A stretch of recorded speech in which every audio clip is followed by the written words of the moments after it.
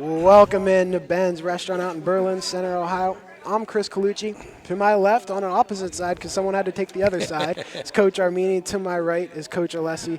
Guys, great start to the season. 3-0. You came off a huge win against Columbiana. I mean, that game you had a lot of ups and downs. You had a little timeout for a second, and there was some scruffling going on. We'll get into that. We got a lot to talk about this week, and this Friday you got a huge game. Great test for your guys. So let's go back to last Friday. It was a torrential downpour. I mean, it was raining, thundering. You guys had to go in for probably about an hour. What are your message to your kids when you're in that rain delay and, you got a lot of downtime, they got a lot of energy, they want to get out there and play, but you can't because of safety? Well, I think the most impressive thing is that our kids were able to stay on task. You had a long delay there. You always worry about, how they're going to come out. Are they going to stay focused?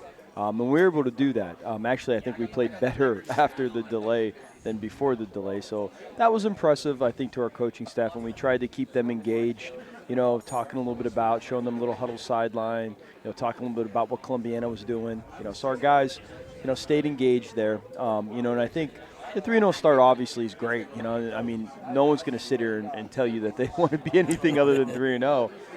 But we have a lot of room to improve. We focused on that on Saturday morning, trying to correct some of the things that we can get done this week, so that we can put our best foot forward against McDonald. And I think that's the part that brings us back. I think that's the part that excites the kids. We're only scratching the surface. We can be a much better football team than we are right now. So that's exciting for us. Yep. Coach, talking to your guys, your specific core group of guys, what was your message to them in that little delay you guys had?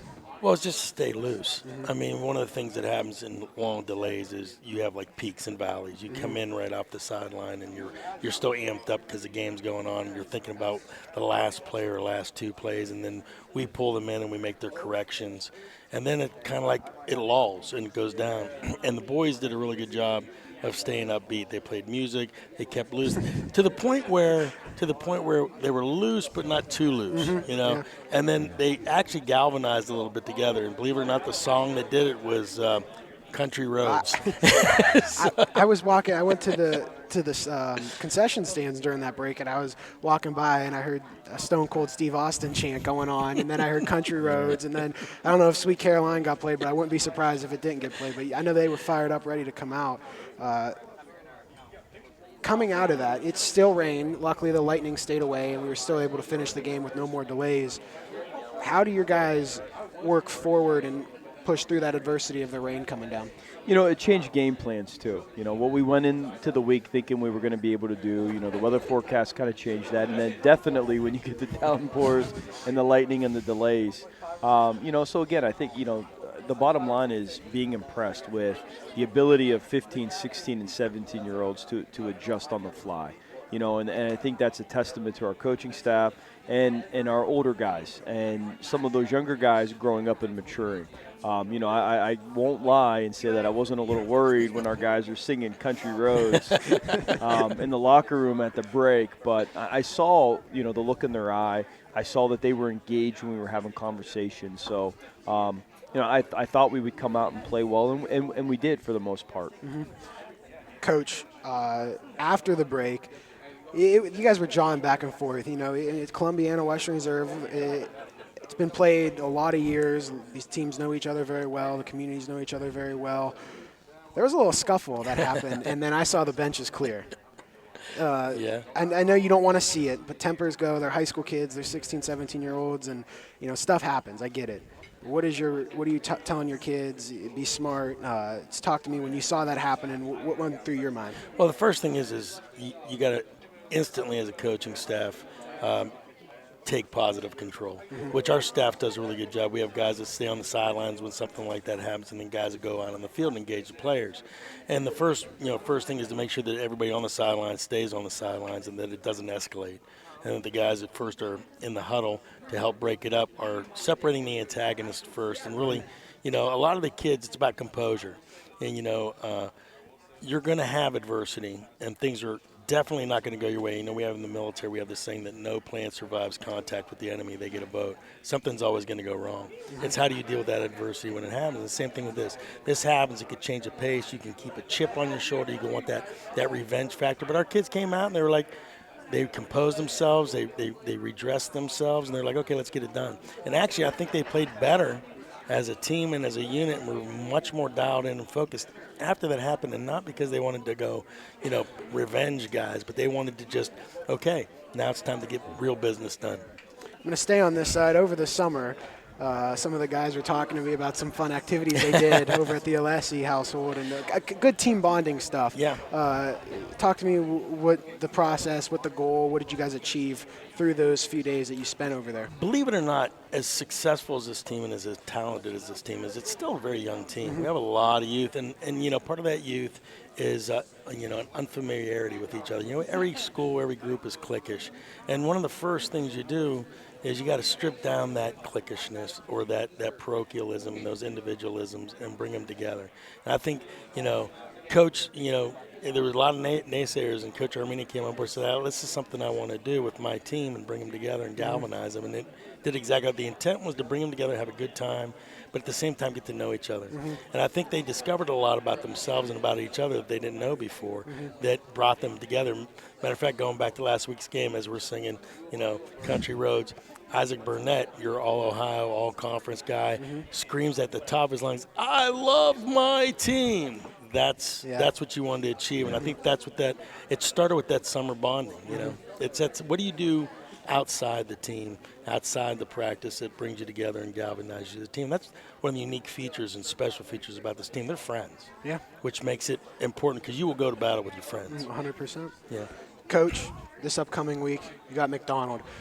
Nothing to take away from your last three teams, but this is where your schedule, I mean, significantly starts to get a little harder. Sure. I know you guys don't like to look forward, but this week you got McDonald. The week after you got a huge rivalry game in Lowville, Campbell, and then Springfield. These next 4 weeks are going to be grueling for you guys. Real good test for your team.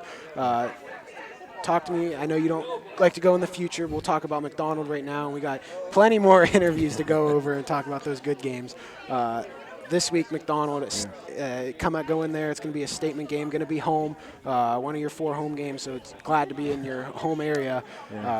Talk to me about McDonald. What do you guys expect to see? I know you don't give up too much, but what do you guys expect to do? You know, it's really not lip service. I know a lot of coaches will tell you like, "Hey, we don't look forward. You know, we're not really paying attention." We really don't. Like, it's kind of our rule, you know, to pay attention to what's going on this week. You know, even when you play, you know, an opponent where you're like, hey, maybe we could look forward. We don't. We absolutely don't do that. You know, and this is a huge game. And I say that because it's a tester game. It's a litmus test game, you know, for us.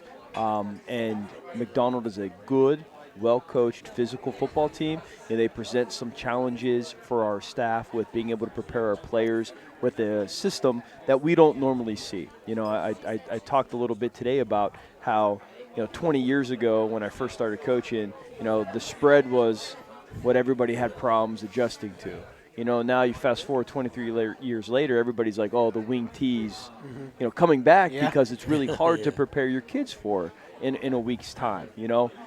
So they present a lot of challenges, you know, and they are a very good football team. So we're interested as coaches to see how our kids respond to that challenge.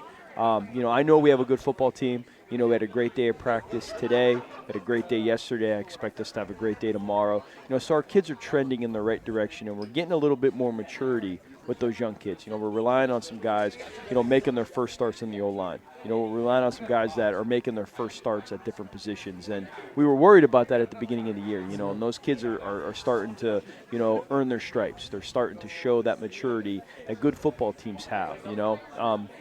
So just looking, you know, for our kids to put their best foot forward, like always. And this is a rivalry game, you know. 2-1 versus 3-0, 3-0 versus 2-1. You know, I never really pay attention to that. You know, honestly, I don't care what a team's record is. I don't care who they played before, because matchups in football are everything. You know, this is a team that is good at what they do. You know, and this is a team that is going to want to come to our stadium and ruin, our Hall of Fame weekend. And we know that, and our kids understand that. And, we have some chippy kids, you were talking about last week. I was a chippy kid, so I can relate. That I survived in this game in a good football program, playing much bigger football programs because I was chippy. And so I understand when the kids come from that, that background, and that's how I've coached at, different places. And we have those kids. Our kids are good kids. They do things the right way, but they're not going to back down. And I think that's kind of the situation we ran into a little bit last week. So I think our kids are up for the challenge. This is not a week that I would expect them to come out flat. Coach, what are you telling your specific core guys that you coach? What are you telling them going into this week against McDonald? It kind of to caveat what Coach Armini said is be where your feet are, enjoy the view. We talk about not looking ahead, and it is be where your feet are, enjoy the view, enjoy the moment, and really it's about discipline now. How you beat a wing T team is discipline. It's the magic act they do behind the line of scrimmage to get you. And so it's really now it's a test for our kids to see now, like Coach said, we got that maturity level going. Now let's see how disciplined they are. And I like the test going in. I told my guys I like the test going in because we'll see where we're at maturity-wise. If you have the ability to be disciplined, we could teach you anything you need to do to be successful. And so I think this week is going to be a nice, litmus test of where we're going. And I honestly think with the way we've practiced this week, the focus these kids have this week, they still got that lightness in their step, but then there's like a dialing in that is going on. I think we're going to do well, and we're going to get your team with a great coaching staff. Yeah. They're well coached, they're well disciplined, they're very athletic, and it's going to be a fun match. Coach Armini, you spend a lot of time with the offense. Coach Alessi, who are some of the kids that right now they're shining for you, that you specifically coach, you're mainly over, and some of the kids that we can look forward to and that you're going to be coaching in years to come? The names aren't going to be any different. I mean, I'm lucky. I have the easiest job on the coaching staff this year. I've got, all Ohio running backs. I got, Jack Darney, Dom Riccardi. I got, Nate Hemberger. I mean, these are all new names to you, I'm sure, right? The thing is that they accept the role unselfishly. In any other program, any other team, any other group of guys like that, they're all conference guys. They could start at running back at any position, and they're unselfish. Yeah. And they cheer for each other, and they block hard for each other, and their families are fantastic. And so when you put that mix together, it's deadly for an opponent because it is a very unselfish, very team-built mentality, and they're there for each other. And it reminds me of being in the military a lot. You do it not for anybody else, but for the person to your left and your right, and that's exactly how they line up every week. And they're each other's biggest fans and each other's, biggest supporters along the way. We got some young guys that are coming up, and I'm excited to see how they develop. But we are blessed with having that backfield. Mm-hmm. It's like a three-headed hydra, and then you throw flipping Chris Pater on top of it, and it's like we are a nightmare for teams, I'm sure.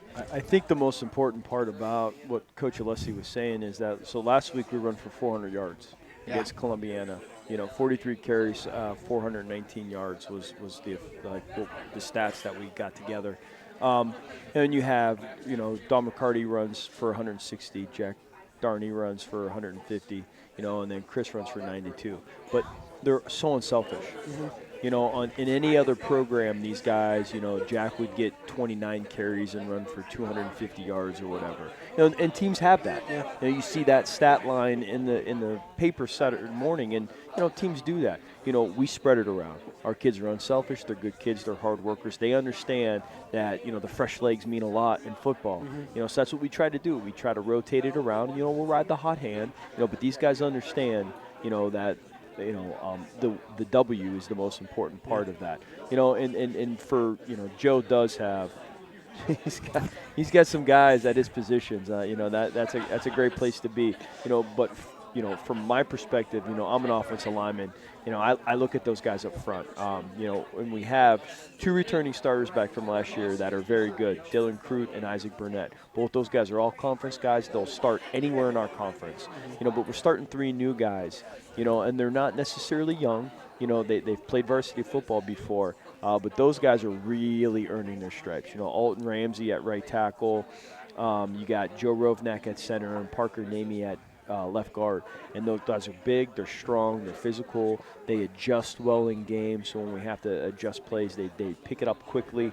Those guys have done a great job. And we have, Mikey Blair, a sophomore who's played some important minutes for us. They're just tough. They're smart football players. So, I think those are the guys that are growing. And if we're going to be 1-0 this week, those guys have to have a great game. At the end of the game, someone got a carry to get into the end zone. Timmy Sorensky got in there. I was in the stands for that game. I was not in the press box. Had a good view in the rain with umbrella over me and had the whole 9 yards. But the whole stands went nuts when Timmy Sorensky got in there and scored that touchdown. How important is it to get young guys in there? I know it's the end of the game. You want to get young guys in there, get some experience. How important is it to get those young guys in there to get that play time, that varsity time reps? I think it's critical. And, John and I were talking on the sideline as the game was going on, getting Timmy in the game, getting him some, varsity carries. And I told Timmy before the game, you might get a chance. So you have to stay focused and pay attention. The funny part of that, what you didn't hear, is on the sidelines, Don Riccardi, Jack Darney, and Chris Pater going, Timmy, Timmy, Timmy. It was like a Rudy Rudiger kind of moment. And it's like, let's get this kid in. And they were cheering for him as they wanted to see him happen. The other thing, too, is you talk about developmental football. And in Division VII, it's really difficult to have like a all-freshman team like some of the bigger schools and bigger programs have. So you really have to really develop at a JV level. And Coach Armini has a great philosophy.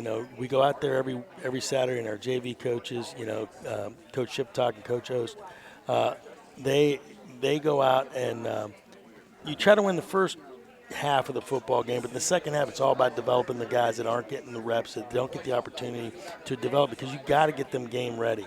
We're going to play a lot of freshmen and underclassmen, sophomores and juniors along the way. It's Division VII football, so you have to take every opportunity to develop them. So, yeah, it is critical along the way when you get those opportunities to get kids in the game so they get touches. And they know you played. There's a big difference between playing Saturday at 1 o'clock or 8 o'clock or 10 o'clock and Friday night or Saturday. You know what I mean? And the hitting's harder, it's faster pace, it's a louder game. And so, and the great part about the whole thing is how everybody was excited for it, and they were all pointing out today, they were pointing out a sticker, on his helmet, that's your touchdown sticker. And so that's, again, that energy you want, that teamwork that all started back, early in the offseason with Coach Armini's plan to bring us together as a family. Got anything to add on that? No, other than during that camp out, so Coach Alessi gracefully has a beautiful property. I mean, if you've not been to Camp Alessi, as we were calling it, it's the old, Wildwood Lake Park. Yeah, it's beautiful. Off 165, right? South Range Road? Yeah. Oh, baby. Oh, baby, you're getting me amped up. Come out and fish. It's unbelievable, and our kids were excited. But, trying to embrace what our kids and our families are. They're outdoors people. That was something that they were going to be interested in doing. So, day goes great. We're getting ready to go to sleep the first night there, and we hear at like midnight, Coyotes got something.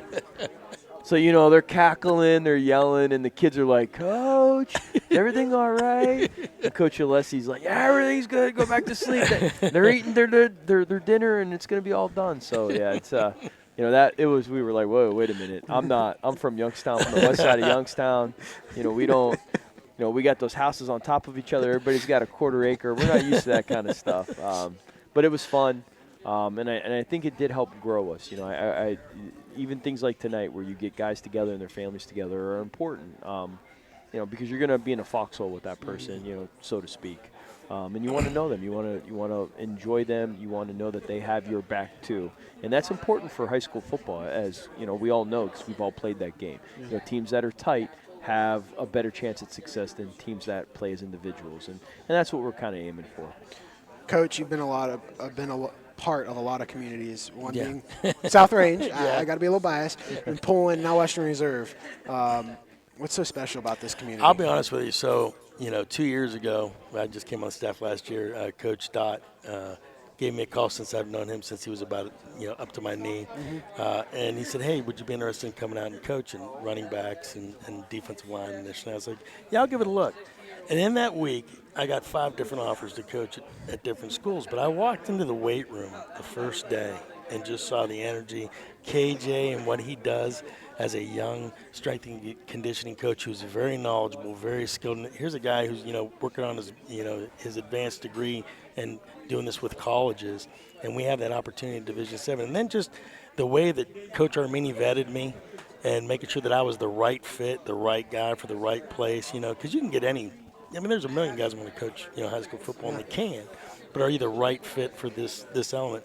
And it just felt right. Yeah. It's and like you said, I've been around a lot of places, and not discounting my military experience and all the units, to include my my time with the Rangers and all that stuff. And it's just like you get a chemistry in a unit, in a group, that you don't like instantly after you've been around a while. You get like this is a good feel. This if it's more than just a team. It's more than just a family, it's more than just a community. It is like, not to be cliches, but like this band of brothers, this whole, it's like it's together. It's here, and I know this community's been hungry to revisit those, Andy Hake days of where they were making all these playoff runs and stuff like that. And I think they got the right guy at the helm right now. And I think, given the resources, the players, and the opportunity, they're going to change it around, Guys, this was a great interview. Probably one of my most favorite interviews I've done so far in my short time interviewing. But that's because of the South Range connection. Yeah, it's the South Range connection right here. I'm telling you. I'm not naive. I'm not naive to that. Well, and I'm a West Sider too, so it's the chemistry. We're talking about chemistry. I got it. Raiders stick together. Of course. Listen, Friday night, 7 o'clock, Western Reserve High School. It's going to be a great game. Welcoming McDonald. I can't wait. It's going to be a lot of fun. If you can't make it to the game, it's going to be live on YSN. You got me and Cappy back on the call this week. And then after the game, Ben's is welcoming everyone from the Berlin Center community here. They're open till 11, so come get some food, get something to eat, come support Ben's. They do a lot for us. They got us this sweet banner behind me, and we can't thank them enough. So come out here, support after the game, after a huge win for the Blue Devils. Coach, thank you very much. Coach, thank you very much. Have a good one, guys. Good luck Friday.